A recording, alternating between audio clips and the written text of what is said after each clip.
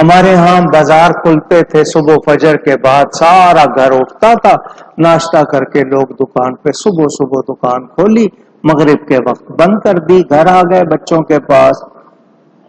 اور بچوں کو بھی گھر والوں کو بھی ٹائم ملتا تھا۔ اب رات کو 12 بجے 1 بجے سونا، فجر پڑھنی نہیں ہے، اٹھنا دیر سے ہے، بازار کھلنا ہے زوال کے ٹائم پہ، پھر کہتے ہیں برکت نہیں ہوتی،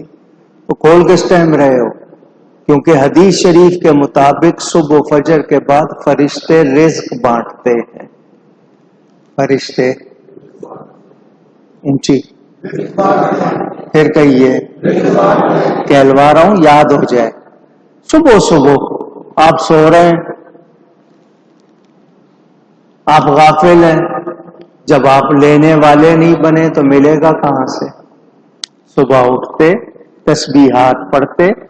فجر سے پہلے یا فجر کے بعد سبحان اللہ و بحمدہ، سبحان اللہ العظیم و بحمدہ استغفر اللہ 100 مرتبہ پڑھ لو، رزق خود تمہارے پاس دوڑ کے آئے گا۔ پڑھتے تھے لوگ،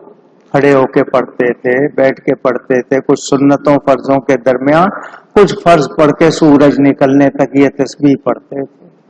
برکت ہوتی تھی، کیونکہ فرشتے رزق بانٹ رہے ہیں، آپ مانگیں گے آپ کو ملے گا، لیکن آپ غافل ہیں تو پھر بتائیے کیا ملے گا،